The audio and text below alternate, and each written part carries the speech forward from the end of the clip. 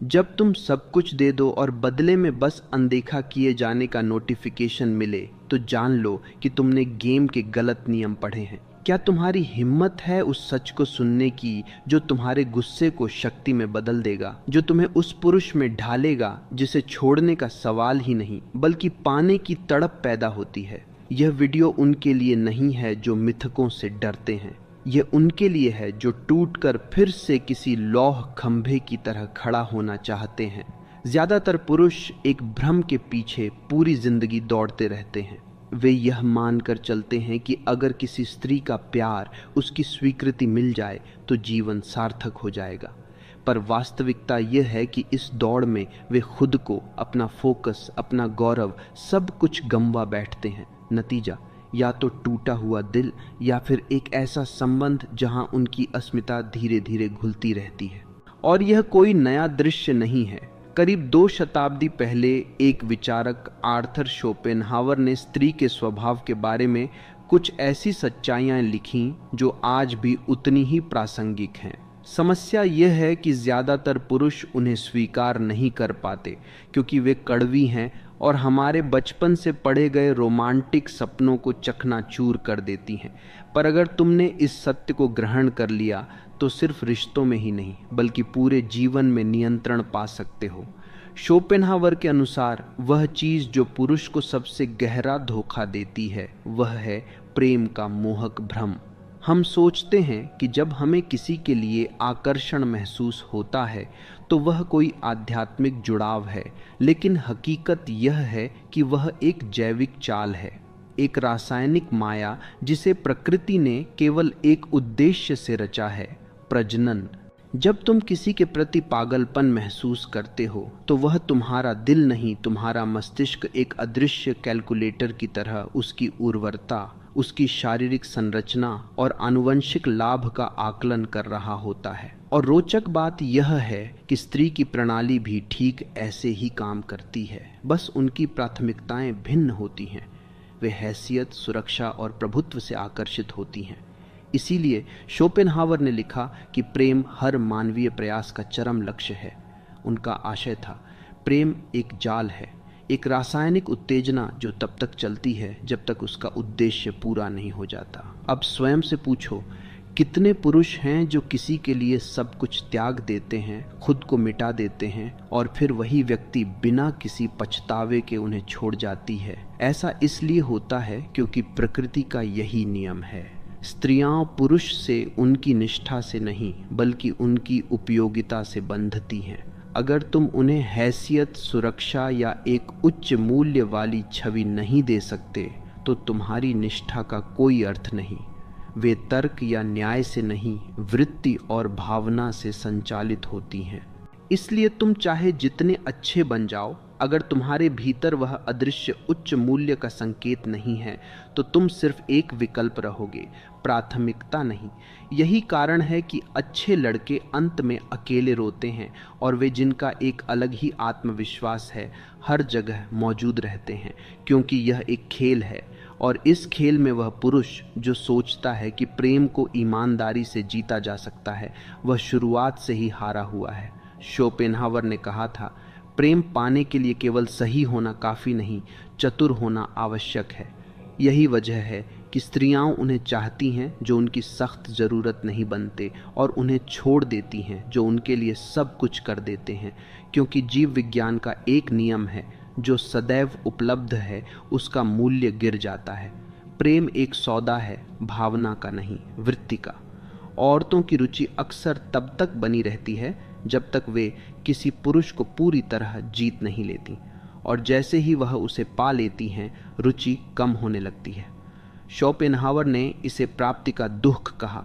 जीत के बाद का रोमांच गायब हो जाता है और जो पुरुष उस समय चिपक जाता है वह अनाकर्षक बन जाता है। अब यह मत समझो कि इसमें स्त्रियां गलत हैं, यह उनकी गलती नहीं, यह जैविक प्रोग्रामिंग है। और जो पुरुष इसे समझ लेता है वह विलाप करना बंद कर देता है और रणनीति बनाना शुरू कर देता है। शोपेनहावर की सबसे महत्वपूर्ण सीख यह है, स्त्रियों से घृणा मत करो, उन्हें स्पष्ट रूप से देखो। प्रेम कोई परी कथा नहीं है, यह एक वार्ता है, और जो पुरुष इस वार्ता में कमजोर साबित होता है वह हार जाता है। पर यह तो केवल शुरुआत है, क्योंकि अगली सच्चाई और भी गहरी है और यह बताती है कि आज के युग में ज्यादातर पुरुष हर मैदान में पीछे क्यों रह जाते हैं और इस पूरे खेल को कैसे पलटा जा सकता है। पर इसके लिए तुम्हें वह देखना होगा जिसे देखने से आज भी लोग कांपते हैं, क्योंकि सच ये है कि जिस रोमांटिक सूत्र को तुमने अपनाया है वह कभी तुम्हारे लिए बना ही नहीं था। अब सवाल ये है, अगर यह सब एक जैविक खेल है तो क्या इसमें पुरुष के लिए कोई नियम हैं जो उसे जिताएंगे? जवाब है हाँ, पर वे नियम वैसे नहीं हैं जैसा तुम्हें सिखाया गया है, क्योंकि जिस दिन से तुमने जन्म लिया उस दिन से तुम्हें वही कहानियां सुनाई गई हैं। एक अच्छा लड़का बनो, स्त्रियों का सम्मान करो, उनकी देखभाल करो, और अगर तुम सच्चे हो, वफादार हो, मेहनती हो तो एक दिन तुम्हें वह साथी जरूर मिलेगी। यही सबसे बड़ा भ्रम है। शोपेनहावर ने बहुत पहले देख लिया था, स्त्रियां किसी पुरुष को उसकी सच्चाई के लिए नहीं बल्कि उसके मूल्य के लिए चुनती हैं, और मूल्य हमेशा एक प्रतिभास है, जो दिखे वही बिके। इसीलिए आज डेटिंग ऐप्स पर 80% स्त्रियां शीर्ष के 20% पुरुषों के पीछे ही ध्यान देती हैं, क्योंकि उनकी वृत्ति उन्हें आदेश देती है केवल उच्च हैसियत वाले नर को चुनो, वह नर जो बाकियों से अलग दिखे, अलग चले, जिसका जीवन किसी स्त्री के इर्द गिर्द नहीं बल्कि स्त्री उसके जीवन का एक छोटा सा हिस्सा हो। तुम्हारी दुनिया बड़ी होगी तभी तुम उसमें प्राथमिकता बनोगे। और यही वह बिंदु है जो ज़्यादातर पुरुष नहीं समझ पाते। वे सोचते हैं और देखभाल और समय देने से शायद वह व्यक्ति उनकी ओर आकर्षित हो जाए। पर शोपेनहावर ने स्पष्ट लिखा, मृदु भाव पुरुष नहीं जीतते, क्योंकि वे एक कल्पना में जी रहे होते हैं, और यह कल्पना उसी क्षण चूर चूर हो जाती है जब वही स्त्री जिसकी तुमने उपासना की किसी ऐसे के साथ चली जाती है जिसे तुम हल्का, अविश्वसनीय समझते थे, पर वह उसमें कुछ देखती है जो तुम में नहीं था। प्रभु सत्ता, मुझे तुम्हारी आवश्यकता नहीं वाली मानसिकता, यह कोई चालाकी नहीं, एक शक्ति गति की है।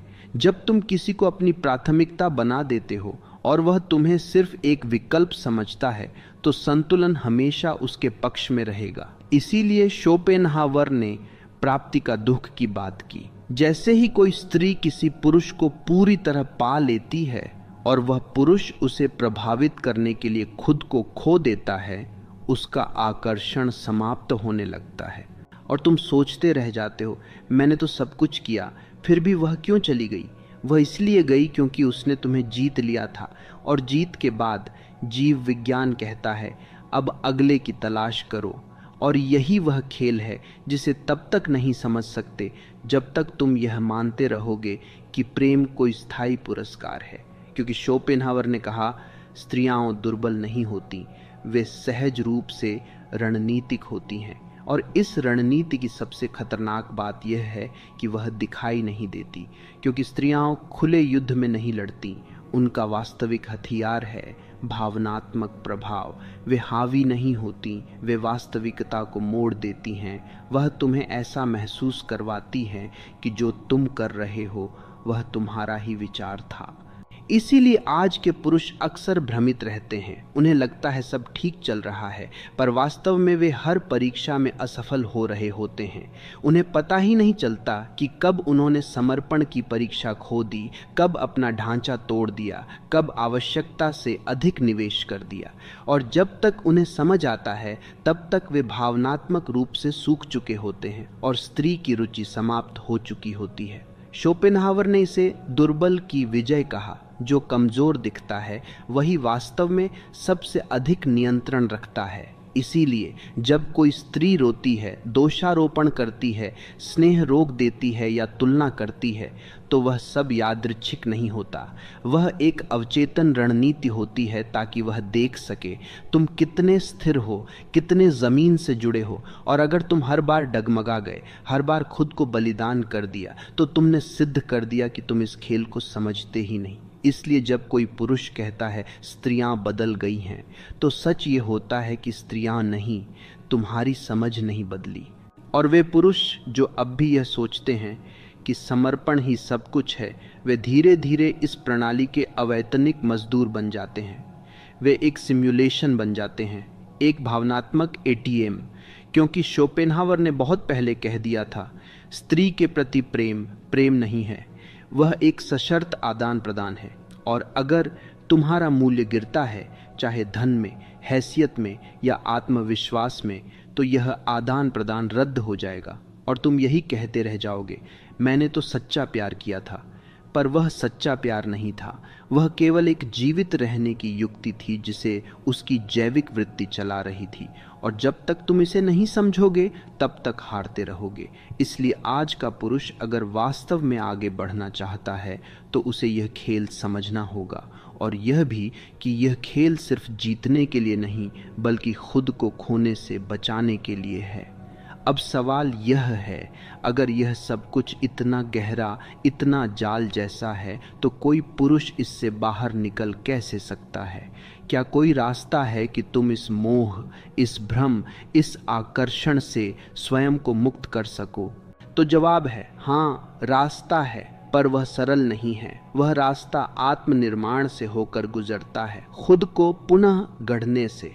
शोपेनहावर ने स्पष्ट लिखा था, जब तक पुरुष स्त्री के आकर्षण में फंसा रहेगा तब तक वह कभी भी स्वतंत्र नहीं हो सकता, क्योंकि उसका मन, उसकी ऊर्जा, उसकी दिशा, सब कुछ किसी और के हाथ में रहेगा। और यही कारण है कि आज के लाखों युवक हर दिन दुखी होते हैं, टूटते हैं, भटकते हैं, क्योंकि उन्होंने अपनी सारी आशाएं एक स्त्री की स्वीकृति से बांध दी थीं।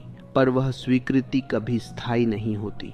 शोपेनहावर कहता है, स्त्री की पसंद बदलती है, उसका आकर्षण बदलता है, उसका व्यवहार बदलता है, पर अगर तुम बदलते हो तो तुम्हारी पहचान ही मिटा दी जाती है। इसलिए पहला कदम है अपनी शक्ति वापस लेना। तुम कौन हो, तुम्हारा मूल्य क्या है, यह तुम स्वयं तय करो, न कि कोई स्त्री, न समाज, न कोई संबंध। जो पुरुष यह तय करता है कि वह किसके साथ रहेगा और किसके साथ नहीं, वही वास्तविक पुरुष है। बाकी सब याचक हैं, और याचक कभी राजा नहीं बन सकता। दूसरा कदम है आकर्षण की प्रकृति को समझना, यानी जो चीज़ तुम्हें बार बार खींच रही है वही तुम्हें बांध रही है। अगर तुम्हें किसी के बिना चैन नहीं मिलता, अगर उसकी बातों, तस्वीरों या हंसी से तुम विचलित हो जाते हो, तो समझ लो तुम्हारा नियंत्रण उसके हाथ में है। और शोपेनहावर ने कहा, जब तक तुम्हारी सुख दुख की चाबी किसी और के पास है तब तक तुम एक दास हो, चाहे तुम कितने ही बड़े नाम क्यों न बन जाओ। तीसरा कदम है अपने उद्देश्य को स्त्री से ऊपर रखना। शोपेनहावर का मानना था कि जो पुरुष अपना लक्ष्य केवल विवाह या स्त्री सुख में देखता है वह सबसे दुर्बल पुरुष है, क्योंकि उसका जीवन केवल प्रजनन और सेवा तक सिमट जाता है। पर जो पुरुष अपना समय, अपनी ऊर्जा, अपनी चेतना किसी महान कार्य में लगाता है, चाहे वह कला हो, ज्ञान हो, साधना हो या सृजन, वह स्त्री के आकर्षण के परे चला जाता है, क्योंकि तब स्त्री उसके लिए लक्ष्य नहीं, केवल एक पड़ाव बन जाती है। और ऐसा पुरुष स्त्रियों को भी एक विशेष ऊर्जा के रूप में दिखाई देता है, आत्मनियंत्रण की ऊर्जा, शांति की ऊर्जा, एकाग्रता की ऊर्जा। पर यह ऊर्जा तब तक नहीं आती जब तक पुरुष अपनी शक्ति बाहर बांटता रहता है, बातों में, भावनाओं में, कल्पनाओं में, और सबसे अधिक एक विशेष आदत में। क्योंकि शोपेनहावर ने कई स्थानों पर यह बात कही, जो पुरुष अपने वीर्य को व्यर्थ गंवाता है वह अपनी आत्मशक्ति को खो देता है, और जो आत्मशक्ति से खाली हो चुका हो उसके पास स्त्रियों को देने के लिए कुछ नहीं बचता। इसीलिए स्त्री उसे छोड़ देती है, चाहे वह कितना भी प्यार करे। इसलिए चौथा और अंतिम कदम है इस आदत को समझना और उस पर नियंत्रण पाना, क्योंकि यही वह मूल स्रोत है जहाँ से स्त्री की शक्ति प्रवाहित होती है, और यही वह स्थान है जहाँ से पुरुष की पराजय प्रारंभ होती है। और अगर तुम यहाँ विजयी हो गए तो तुम हर क्षेत्र में जीत सकते हो। पर इसके लिए तुम्हें स्त्री से घृणा नहीं, उसे दोष नहीं देना है, बल्कि जैसा शोपेनहावर कहता है, स्त्री को उसके स्वभाव के अनुसार देखो, न अधिक ऊपर न अधिक नीचे, बस जैसी है वैसी समझो, और फिर उस समझ के साथ आगे बढ़ो, बिना द्वेष, बिना लालच, बिना मोह, एक शांत और दृढ़ पुरुष की तरह। और जब तुम ऐसा बन जाओगे तब तुम किसी स्त्री को खोने से नहीं डरोगे। और जब तुम्हारे भीतर यह निर्भयता आ जाएगी तो वही स्त्रियां जो पहले तुम्हें अनदेखा करती थीं स्वतः ही तुम्हारी ओर आकर्षित होने लगेंगी, क्योंकि उन्होंने कभी ऐसा पुरुष देखा ही नहीं जो उन्हें जीतने की कोशिश नहीं करता, जो उनके बिना भी संपूर्ण है। और यही वह चरम बिंदु है जहां शोपेनहावर हमें ले जाना चाहता था, एक ऐसा स्थान जहां पुरुष स्वयं का स्वामी बन जाता है, न किसी स्त्री का दास, न समाज का पुतला, न किसी संबंध का मजदूर, केवल एक स्वतंत्र पुरुष जो चाहे तो प्रेम करे पर उसके बिना भी संपूर्ण। इस वीडियो ने अगर तुम्हारी आंखें खोली हैं तो लाइक बटन दबाना मत भूलो। ये हमें माइंडसेट मास्टरी पर ऐसी और गहन सामग्री बनाने के लिए प्रेरित करता है। साथ ही कमेंट में बताओ तुम्हारे लिए सबसे कठिन सत्य कौन सा था।